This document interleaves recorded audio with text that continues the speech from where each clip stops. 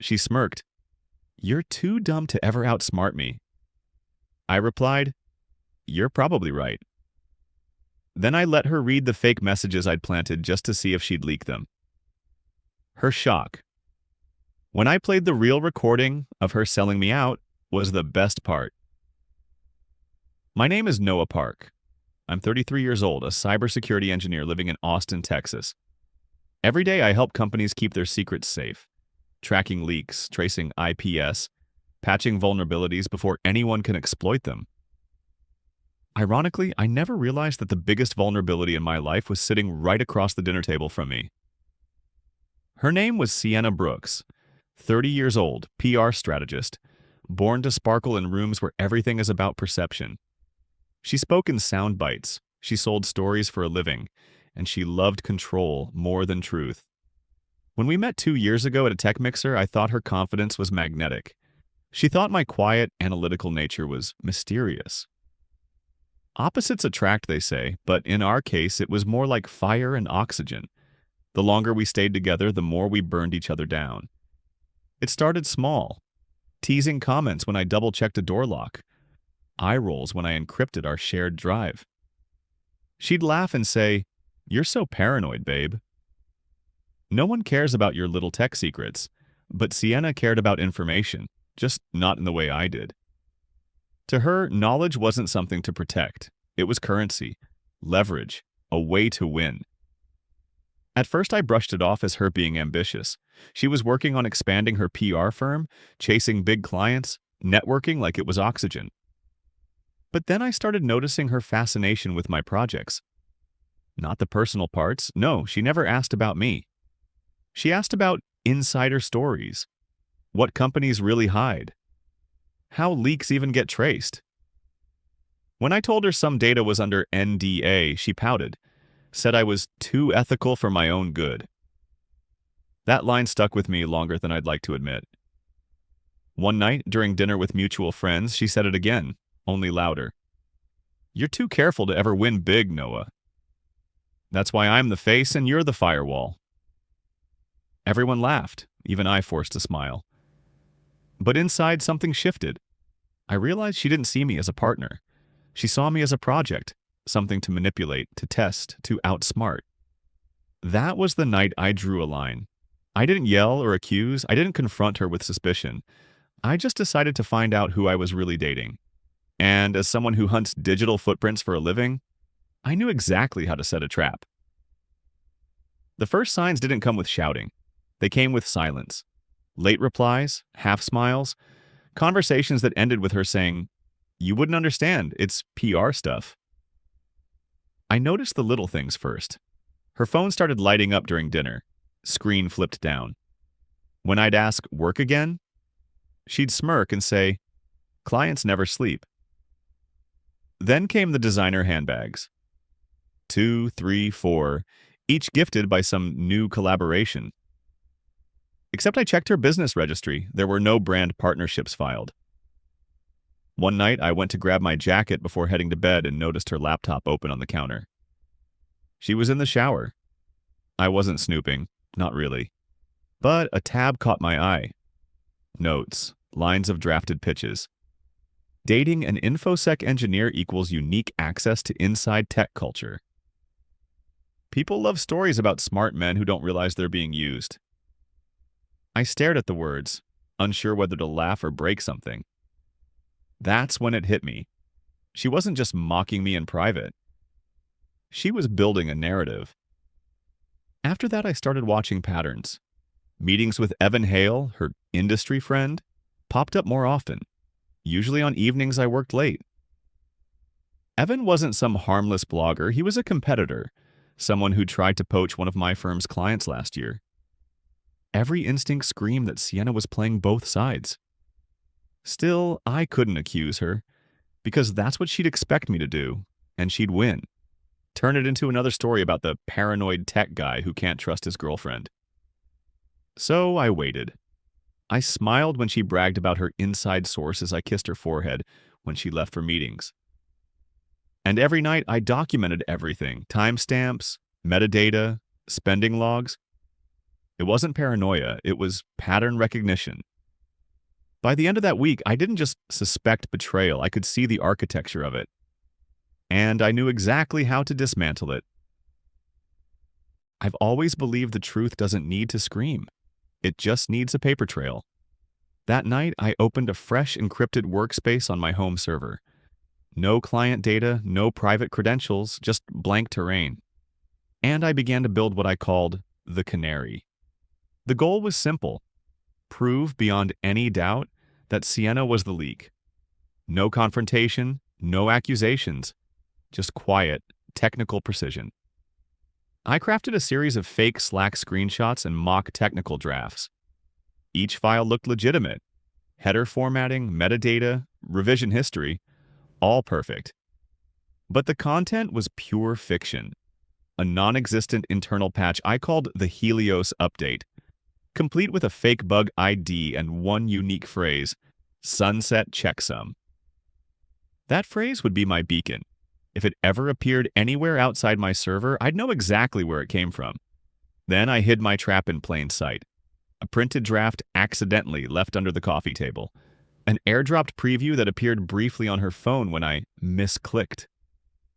A post-it note stuck to my monitor, half covered by other papers. Sienna's eyes lingered each time, curious, calculating, exactly what I wanted. To make it airtight, I embedded a tracking pixel, an invisible digital fingerprint.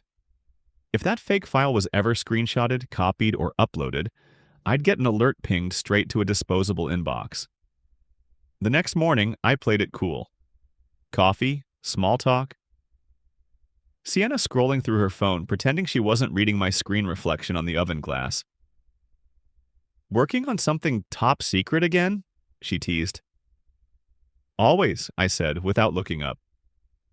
She laughed, but her tone had changed. It wasn't playful anymore. It was hungry. That night, when she kissed me goodnight, she held on a little longer. Too long. And as she walked away, she said, "You know, you'd be unstoppable if you weren't so cautious." I smiled in the dark. She'd taken the bait. Because in my world, paranoia isn't fear. It's foresight. And Sienna was about to learn what it feels like to be outsmarted by the man she thought was too careful to fight back. It took 3 days. 3 days of pretending I didn't notice the subtle shift in her tone. The way her laughter sounded a little too light. The way she hummed in the kitchen like someone who knew a secret. Then, on a Wednesday morning, my inbox pinged. A single email from the disposable address I'd buried deep in the canary's code. Subject: Sunset checksum has been copied. I froze, hand hovering over the keyboard. The message included a timestamp and a refer link. HaleTechInsider.com. Evan Hale's niche industry blog. I clicked. There it was. A leak article titled, "Exclusive Confidential Patch May Expose Texas Utility to Security Flaws." The words didn't matter. What mattered was the sentence halfway down the piece.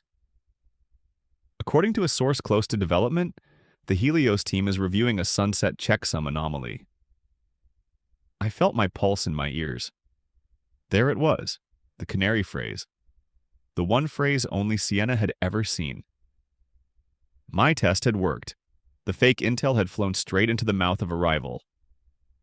I didn't rush to confront her. Instead, I opened my encrypted call logs. There, 2 missed calls from Evan's assistant the night before. Then a short outgoing call from Sienna's number to an unlisted one. 12 minutes long. Texas is a one-party consent state, which meant I could record my own calls legally. So I called Evan's office and let it ring. When his assistant picked up, I said, "Hi, this is Noah from Helios. Just checking on your contact with Sienna Brooks."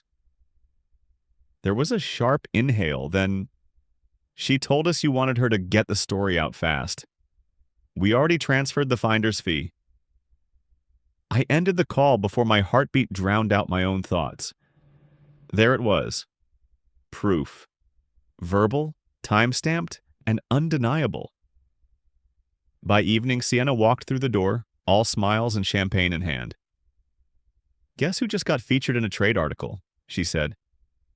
Her eyes sparkled. About your project. I smiled back. Funny, I said softly. I was just reading that.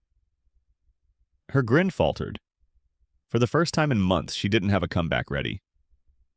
She poured herself a glass of champagne anyway, but her hand trembled.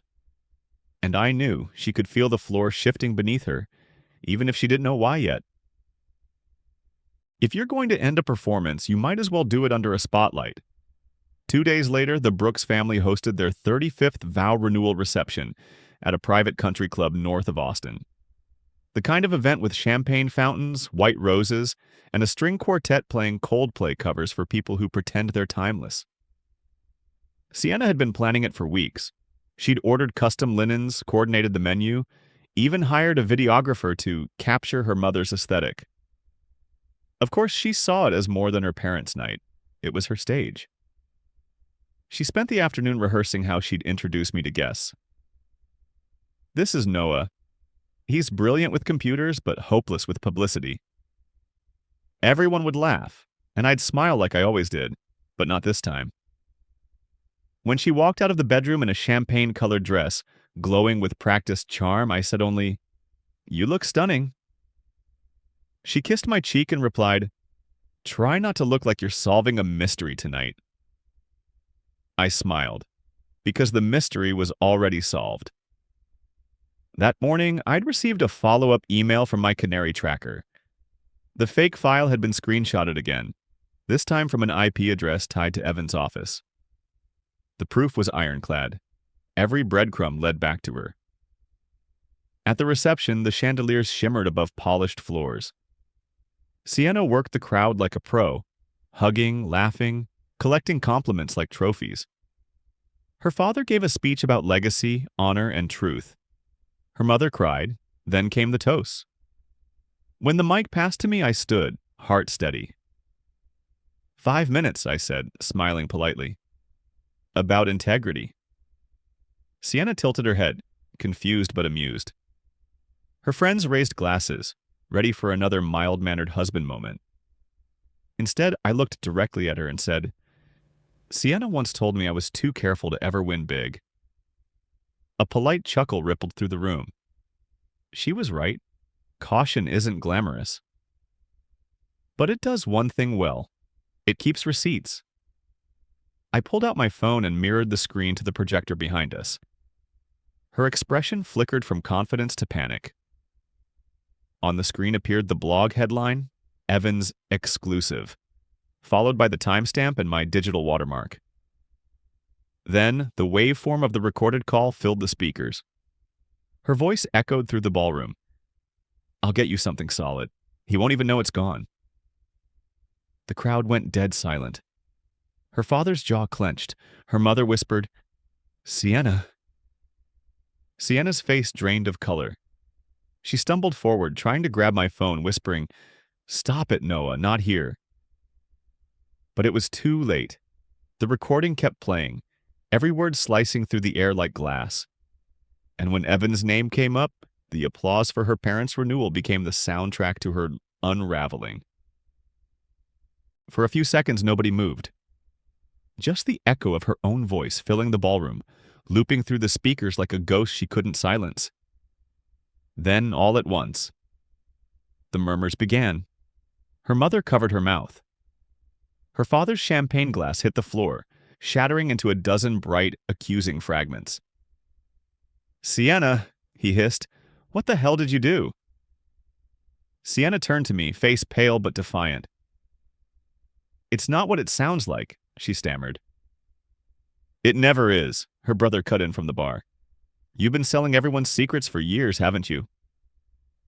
Her hands shook as she grabbed the mic. Stop! You're all being manipulated. He's twisting things. But the projector behind her didn't care about spin. It kept playing, her voice arranging a finder's fee, discussing exclusives, promising off-record insights. And then the faint click of a champagne flute. Evan's voice, low and smug. You're saving me a fortune, Sienna. You have no idea. The room gasped. Her father barked, Turn that off! But I didn't move, because the moment wasn't about vengeance, it was about truth. Finally, I stopped the audio and set the phone down on the table. It's off, I said. Now she can explain. Sienna's mouth opened, but no words came. Only tears that looked more strategic than sincere. Her mother whispered, "Why, Sienna?" Sienna clutched her head, muttering, "You don't understand how hard I worked, how invisible I felt. He never believed in me." Her brother slammed his glass down. "You betrayed him." "And for what? A blog post?" Then my phone buzzed. Evan Hale calling. I pressed speaker. "Sienna, what did you tell him?" "You said it was clean. Wait, is this live?" Silence. Then 100 eyes turned toward her. She lunged for the phone. I pulled it back just enough. "Evan," I said calmly, "you're on speaker. Everyone can hear you." There was a pause, a rustle, and then his voice cracked. "Her packages were her idea. I didn't know it was fake." Click. He hung up. The ballroom erupted. Guests whispering, phones filming. The Brooks family trying to salvage dignity from the ruins. Sienna sank into a chair, mascara bleeding down her cheeks, breathing like someone who'd just realized the curtain had fallen. And the applause would never come back. I didn't gloat, didn't smile. I just said quietly, "You told me I'd never outsmart you." But I never wanted to win. I just wanted the truth. And then I walked out, leaving her to the noise she'd built around herself. The next morning, Austin's skyline looked the same. Clean, indifferent, golden in the early light. But beneath that calm, careers were collapsing. I spent the dawn hours at my desk, coffee gone cold beside a stack of files. No shouting, no gloating, just process. Evidence cataloged, timestamps verified, everything sealed and submitted through my firm's counsel. By noon, a cease and desist letter had been sent to Hale Tech Insider, citing defamation and tortious interference, complete with the metadata that proved the Helios leak was fabricated. It wasn't just airtight, it was elegant. Within 48 hours, the post was deleted. Evan issued a vague editorial correction. But in Austin's PR circles, silence can be louder than any apology. As for Sienna, her phone stopped buzzing. Clients who once called her visionary quietly pulled their contracts. A group chat of local brand strategists circulated a clip of the confrontation. Someone had filmed it. The audio of her voice saying, "finder's fee" was enough to end her career. Her family went into damage control mode. Her father's statement to the press mentioned deep disappointment, but never said her name. Her mother sent me an email, just one line. "I wish we'd believed you sooner." I never replied. People expected me to chase headlines, to post screenshots, ride the wave. But I didn't, because I wasn't interested in becoming a meme. When a reporter reached out for comment, I gave a single sentence. "We value truth." No further comment. That was all. No revenge posts. No public triumph. Just clean detachment. Sienna moved out 2 weeks later.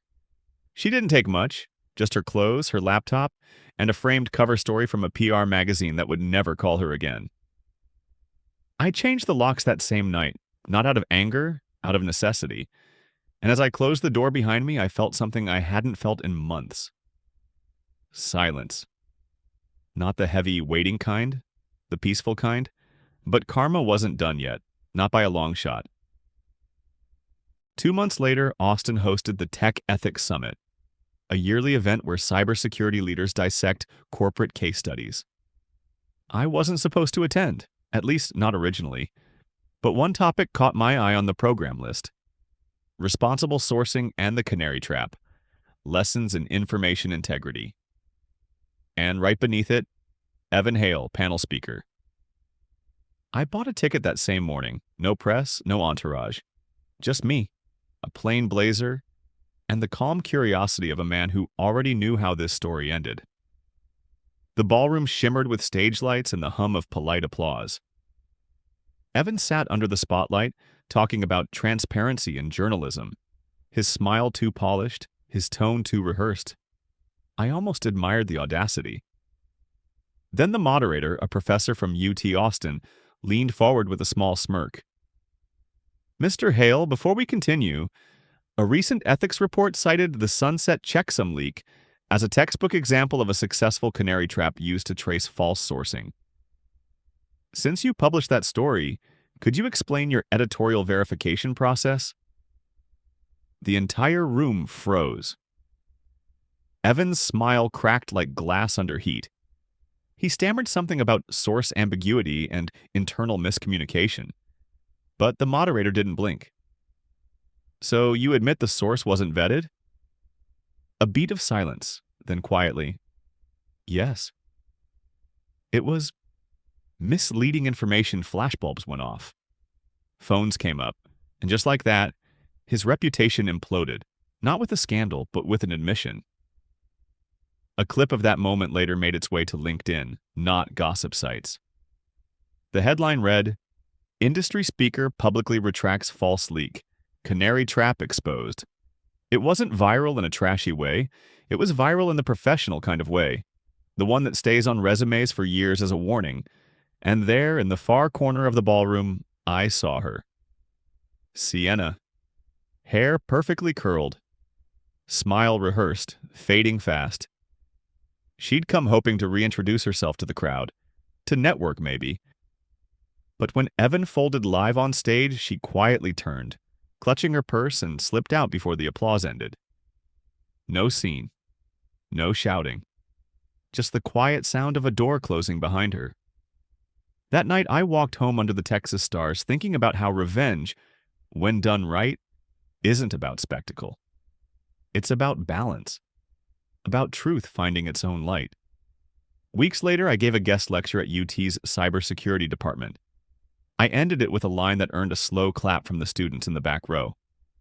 Love without integrity is just PR, and every lie sooner or later meets its checksum. I packed my laptop, smiled faintly, and for the first time in a long while, felt completely free.